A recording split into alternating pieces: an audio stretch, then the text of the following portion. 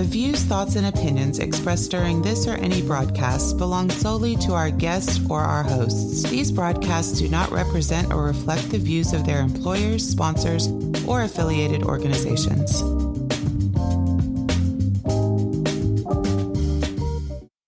Welcome to the Flipboard EDU podcast with your host, William Jeffrey, where we collaborate, communicate, and educate with the greatest educators in the world on Flipboard. Let's start the show.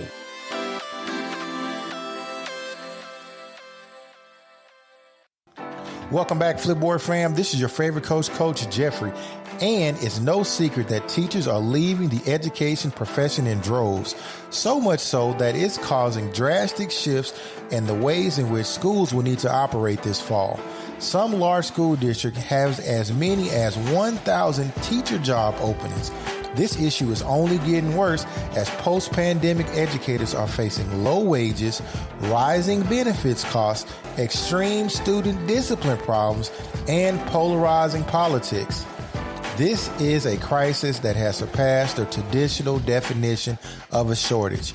I have talked with several thought leaders about this issue, including Mandy Froehlich. I met Mandy during one of Nicole Biscotti's coffee conversations on Zoom.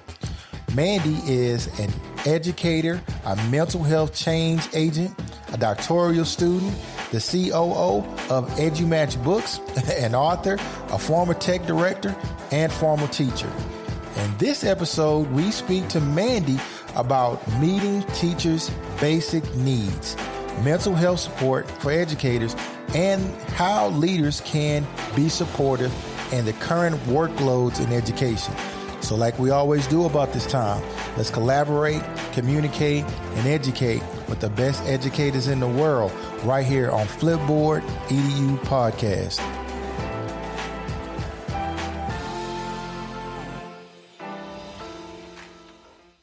Welcome back, Flipboard fam. This is your favorite coach, Coach Jeffrey, and I have another amazing guest here tonight. I have Mandy Froehlich on the show. Welcome.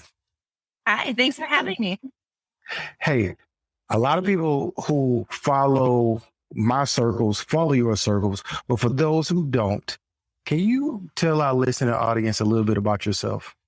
Yeah, absolutely. I was an elementary teacher, and then I was a tech integrator, and then a director of innovation and technology for a school district in Wisconsin. Right before the pandemic, I retired from that position and continued consulting full time. I had been doing it part time at the time. And now throughout the pandemic, I worked kind of coast to coast with teachers, had very little time not traveling actually, and just continued to work with schools the best that I could. My roots are in ed tech, but my passion area is really in educator mental health. And so I've been talking about that for roughly 9 years of like research and trying to find out why people emotionally disconnect from their jobs and how we can help them with that. And that's really what I try to do is work with districts on that as well as the ed tech stuff. Great. You're not retirement age. Don't even play us like that. You're in your job. Don't try to pretend like you retirement age. I don't believe that. Okay. Hey, so we had a conversation in a group that of educators, and I was like, man, first of all, we were talking about teacher burnout. We were talking about just people pulling their weight.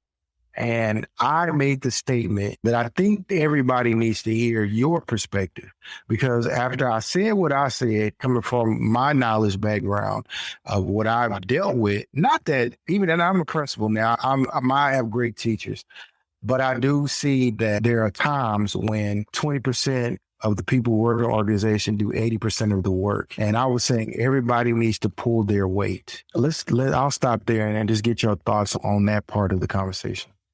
Yeah, absolutely. I appreciate what you said and agree with you. It wasn't a disagreement in what I followed up with at all. My thoughts on that are everybody's weight might look different. There may be people in an organization that are dealing with burnout that are trying to pull back, and they might be dealing demoralization. And so they're trying to lean into to find a passion area again. And what you're asking them to do is just not part of that. And so really what might be happening is that you have a group of people who's actually unintentionally, emotionally disengaged from their jobs in order to protect themselves. And because of that, their level of pulling their weight is going to be different depending upon the boundaries that they've set for themselves in order to continue to work. Wow. As a leader, our job is to make sure the work gets done. And it seems like the squeaky wheel gets the grease. So pulling different weights, how can a leader change their mindset on that framework? Because that's not traditionally what you're taught as a leader. Right. Absolutely. I think there are a couple of things that could be done that may be helpful. It's really hard to say because healing from part of the issue right now with teachers trying to come back from the pandemic is that healing is very personal. And the first thing that you have to be willing to admit is that you have to heal, is that you need to heal. And not everybody is even in that place yet. And so it is hard from an administrator standpoint because first of all, principals are tired too. It's not like the pandemic was easy for them either. And now they're trying to support maybe 40, 50, 100 people who are all at various stages of mental health or mental health issues, mental wellness. Like they're all in different places for that for a million different reasons. And at the end of the day, like I think of it very similarly to how we talk about classrooms right now and how we talk about students. And so we say, if students aren't fed, if they're not happy, if they don't feel safe, if they don't have the basic needs, how can we expect them to learn? It's really not that much different for teachers. If they don't have, obviously they're probably fed, they probably have access to food, but beyond that, do they feel safe in their environment? Even if it's not by the fault of the administrator in the building, like we still have COVID going around. We still have active shooters all over the United States, it happening almost every day. And so do they feel safe in their environment? Probably not. And so how do we deal with some of these basic needs when, like in the classroom, work still needs to get done? And so my best advice to principals would probably be, how do you expect your teachers to get the academic stuff done when they're dealing with students' basic needs? And I don't mean how do you expect it as in they can't do it. What would you expect a teacher to be doing in that classroom, addressing those students?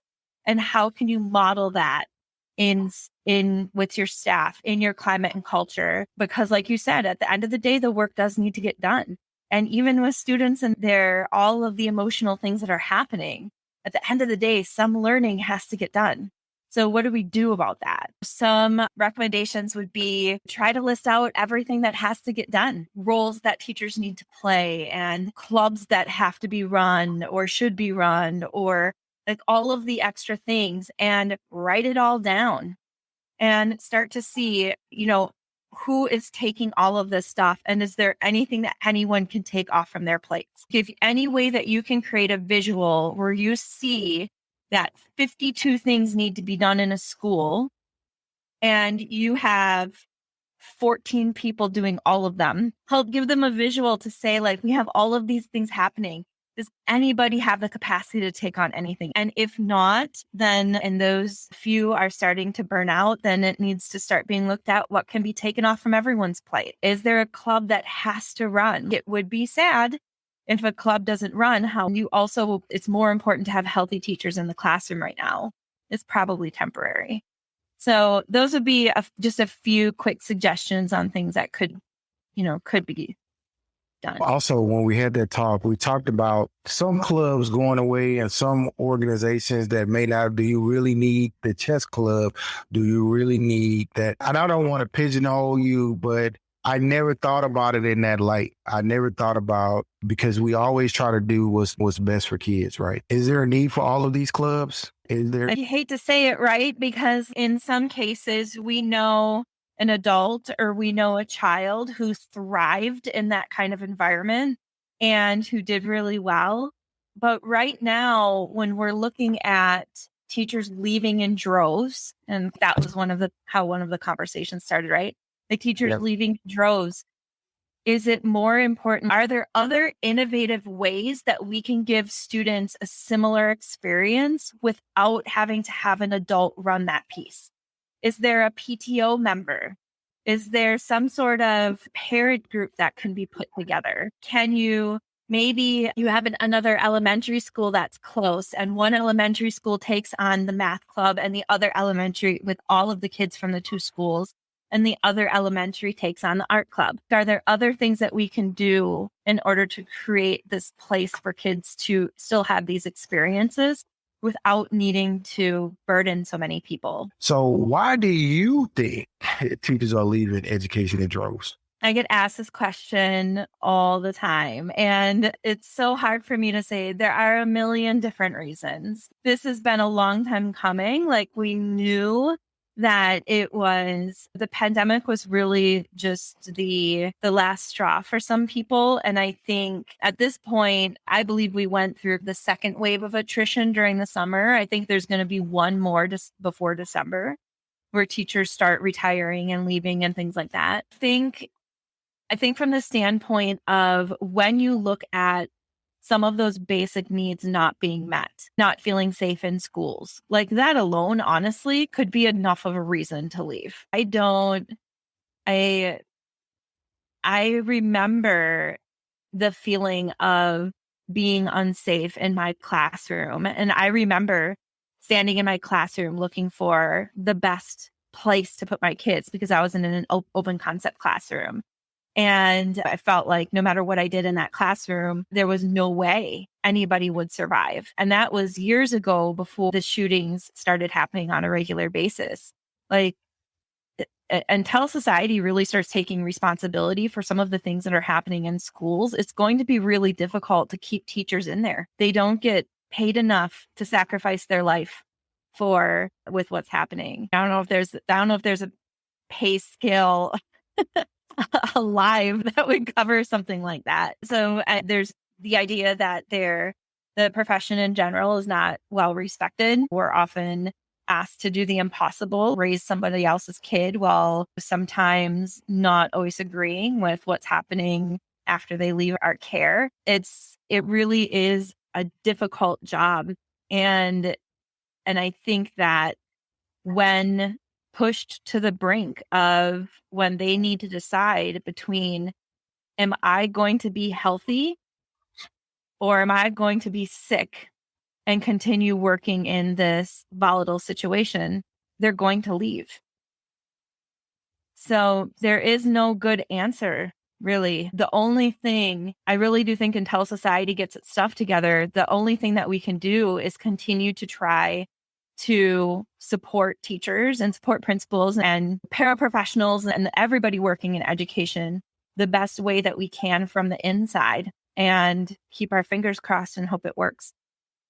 There's a saying that's going around. It says that teachers quit principals. They don't necessarily quit their jobs. How do you feel about that statement? I think that if I would have read that 5 years ago, I think I would have said, that's probably 90% true. It's a generality, right? Like, it's not always going to be true. I would say right now, I don't think that's the case. I don't think that there is a principal out there that if a teacher is done, is going to be able to keep them there solely on their leadership style. I also think that in the systemic place that we are now, telling principals that they're solely responsible for engaging their teachers, emotionally engaging their teachers when we've gone through something so unprecedented is unrealistic and unfair. And I've said this before, and it's not probably one of my most popular quotes, but I've said it's never the responsibility of leadership to emotionally engage a teacher. It's just not. It's the teacher's responsibility to stay emotionally engaged. It is the job of leadership to put supportive measures in place so that teacher feels like they have the ability to stay emotionally engaged. But at the end of the day, leadership cannot emotionally engage somebody. Somebody has to make that choice. And so I don't think leadership can do that. And I think it's really unfair at this time with the systemic issues we have to say that they can? So I'm going to share something about myself that I probably shouldn't, but I am. It's hard for me to encourage emotional engagement from a leadership standpoint. And I have to manage my own emotional stability throughout the pandemic as well. What would you tell a principal like me in that situation? If I got a little bit of gas in my gas tank and you showing up with no gas in your gas tank, I just don't feel like giving you my gas. Oh, what do I do? And that's healthy. That's a healthy boundary to have. I think that the thing with being a principal is that it goes back a little bit to what I just said. It's not your responsibility to emotionally engage somebody. Yeah. It is first they have to understand that they are disengaged, if they are disengaged, and then they have to make the choice to do what they need to do to heal from that disengagement. And the healing itself, and this is one of the areas that we're in right now, is that people are trying to heal, and the process of healing is ugly. It's not, when you get to a place of healing, that feels better, but the process of healing is ugly. I equate it to if you cut yourself really bad and it's bleeding. And as it starts to heal, it does all of the gross things. First, it bleeds, then it scabs, and sometimes it gets gross pus and green stuff, and it itches and it's uncomfortable. And that really, to me, is a good analogy of what emotional healing feels like. Uncomfortable, it makes you angry, and you're supposed to lean into all of these emotions that we generally feel we call negative, even though they really just are emotions. Like, it is what it is. And it's hard for people around us, especially when they're dealing with their own emotions, to try to have the space for others when they need it. I think that as a principal, sometimes teachers expect their leadership to be able to hold space, especially if they've trusted them in the past. Like, I trust you, so I'm going to come to you and I'm going to inadvertently ask you to hold space. And that can be really hard as an administrator, because you have not only that one teacher that came, but you might have had 10 other teachers that came for that same thing. So the strategies I can tell you that I have found some success with, one is just as a human, no matter what position you're in, asking people either if they can hold space for you at the moment, if you want to talk to somebody else, or vice versa. If somebody is starting to talk to you, actually saying to them, do you need me to hold space, or are you looking for advice? Creating that, just blatantly asking them, because you might be holding space when they're looking for advice, or you might be giving advice when they're not wanting it. And then knowing if you have the space to give. We talk about holding space a lot for other people, but if you're dealing with your emotional stuff, you may not have it. And I've had to say to people, I appreciate you and I want to be able to help you, but right now I don't have the space to hold. Like, I'm dealing with my own emotional stuff. Your stuff is going to put me over the edge. I haven't said that, but that's what I'm thinking in my head. Stop. There's no more space to be held. And so having those blatant conversations. Something else that I often recommend is to think a little bit about how your teachers want to be supported. And are you familiar with the love languages in a relationship? Yes, I do have the book somewhere over there. So yes. So it's that same idea. What I've noticed with leadership is that teachers feel supported in different ways. And for example, when I first started thinking this through, I was talking to one of my mentors and I said, how do you feel supported by a superintendent? And he said, I feel supported when the communication is really good and I know what's happening. And I was like, okay, I like good communication, but I don't need to be in the know. Like, I trust people to do their job. And I only need to know what I need to know, and I'm good with that. But what I feel supported by is when I know somebody has my back. Like, they know that I'm a hard worker. I put in the time, I put in the effort. And when I screw up, and they're willing to have my back on that. And he was like, yeah, sure. And so what I realized was if, for example, we were both teachers and we had a principal who was fantastic at communication, but not always awesome at having people's backs when they screwed up, I would not feel supported and he would. And taking the time to do two things with teachers. Number one, asking them to find out how they feel supported, asking them to really be self-aware, to reflect on some of the things that are done that make them have that feeling of support, asking them to put that in words and tell the leadership what that is a really great way to communicate how they feel supported. Because we'll have somebody, a principal, go and put a candy bar in everybody's mailbox. And it says, it's a cute little thing on you're worth $100,000 or whatever it is. Mm-hmm. And some of the staff will be like, oh my gosh, a candy bar. That is what I needed right now. That would be me. Like, because chocolate anytime is how I feel supported, like 100%. Yeah. But then you'll get the people too who will be like, oh, nice. We get a candy bar in our mailbox, and won't really appreciate the effort that person went through to show their appreciation for them. And if the candy bar doesn't do it for you, what does? How can I support you so that you feel like you're being supported? And not a lot of teachers get asked that. It goes a long way to even ask them to go that far and be that transparent. And then you're not expending emotional energy trying to figure that out. It's just been a conversation. Yeah. You know? I love that. That's great. I was actually being counseled on that. So thank you for the I'm definitely going to use that. I think it's important. I'm not going to sit up here and act like I'm super principled, but I have never asked teachers that question. How do you feel supported? Or write that down. I think that's something really good that I'm going to take away from this conversation that I can quickly implement. I do have one other question, and it's about the pandemic. Stupid question, but I'm going to ask it anyway. Do you, the teaching profession, really harmed during the pandemic? So here's what I think happened during the pandemic. So if you go to my website, if anybody's listening to this, you can go to my website. It's divergentedu.com. I have a graphic under resources that's called The Hierarchy of Needs for Innovation and Divergent Thinking. It's actually what my book, Divergent EDU, is based on, which was written pre-pandemic. What I think happened during the pandemic can actually be explained with that graphic. Basically, what the hierarchy is, it has several foundational levels that need to be put in place and that need to be solid in order to give teachers the best chance at being innovative thinkers. Things like innovation, creativity, those types of experiences, that's extra. That is not something that is a part of our typical human experience. Like, that takes up extra capacity. And that's okay on a normal day when we're working and we're doing our jobs and everything's going well. But it does take up extra capacity.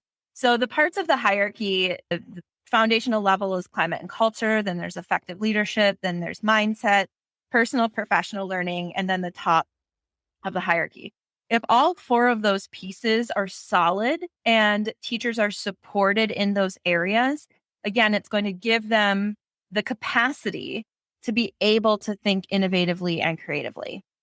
What happened during the pandemic is a lot of the pieces of the hierarchy were not in place, and not by the fault of anybody, really. Climate and culture may have needed to be reestablished in a virtual setting, because climate and culture in a building and climate and culture in a virtual setting is not the same. Mm-hmm. Effective leadership was doing the best that they could at any given time with what they had, and what they did in a building may not have necessarily been effective in a virtual environment. Mindset, a lot of teachers were scared. They didn't have necessarily an innovative mindset. They didn't know what that virtual setting looked like. And then as far as the personalized professional learning, like, a lot of districts were just throwing stuff out there and hoping something stuck because nobody knew what to do.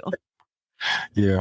And so what really happened during that time is that we were challenging the hierarchy. We were saying, teachers, we need you to think innovative and creatively, We need you to rethink the system of education. We need you to rethink every lesson you've ever done and put it into a new way so that students can learn. But we had every foundational layer in the hierarchy disrupted. And so we were pulling from a well that had no water left. We were telling them to be innovative and creative, and we've maxed their capacity. And so that's why right now what's happening is we're seeing the fallout from that. The teachers were at max capacity, and they still are. And of course, again, talking in generalities, there's still people that are super happy in their jobs and are great with what they're doing and fine and good. And that is fantastic. But for a lot of people, that is basically what happened. If teachers prior to the pandemic had personalized learning components in their classroom already, and if they were relatively tech savvy, they fared better than teachers who didn't have the personalized learning components in there as far as the voice choice and pacing, because good online learning is really rooted in personalized learning. Those teachers tended to do a little bit better, but for everybody else, they were working at max capacity. Wow. That's deep. I never thought about that. So you mentioned that you have a book, The Divergent EDU. You have any other books on the way, or? Yeah, I actually have 4 books. The Fire Within and Reignite the Flames and the Educator's Matchbook are all books about educator mental health.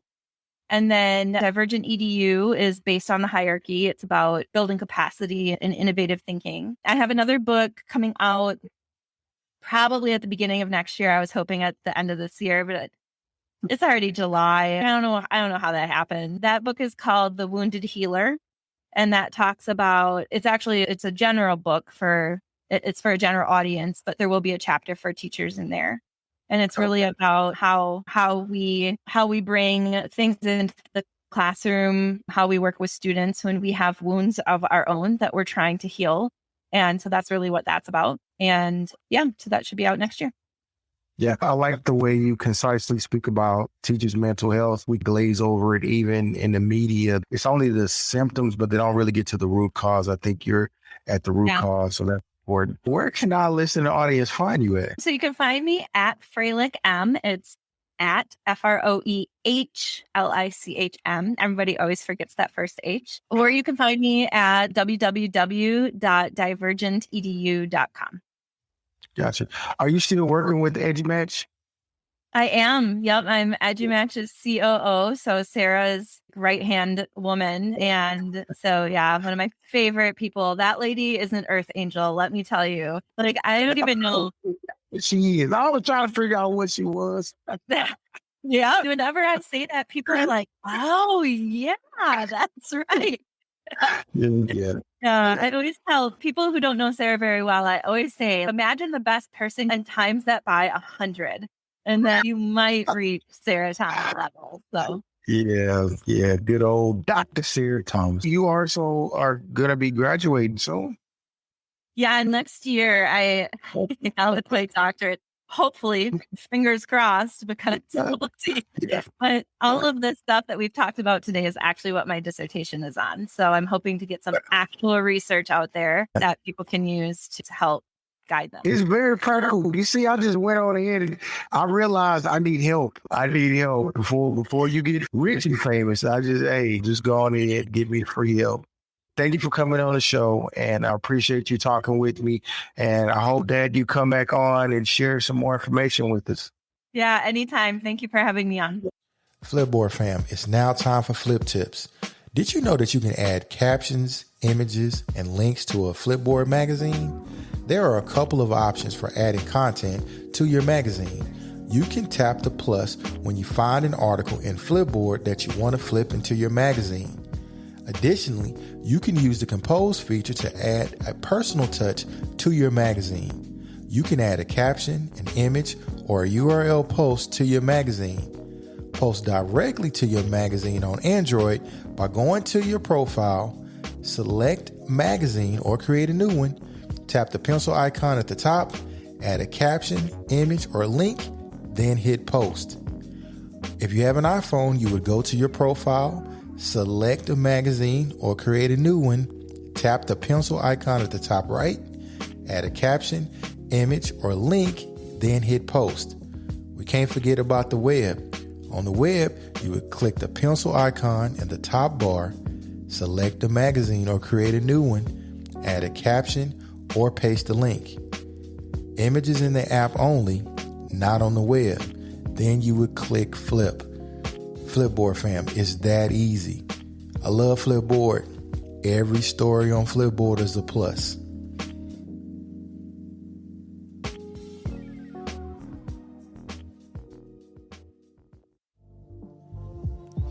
Flipboard fam, thanks for sticking with us on this episode. I would like to thank Mandy Froehlich for coming on our show and talking with us about teachers' mental health. It's such an important topic. I would also like to thank Crystal Vanderboom and Aileen Laylor for the editorials on the Flipboard EDU podcast magazine. Hey, make sure to subscribe to our podcast, and you can find us on any podcasting channel everywhere you listen to podcasts. Also, don't forget to subscribe to Flipboard's podcast, The Art of Curation by Mia Quadrulo. Hey, it's a great time. I love Flipboard, and I want you to too. So until next time, family,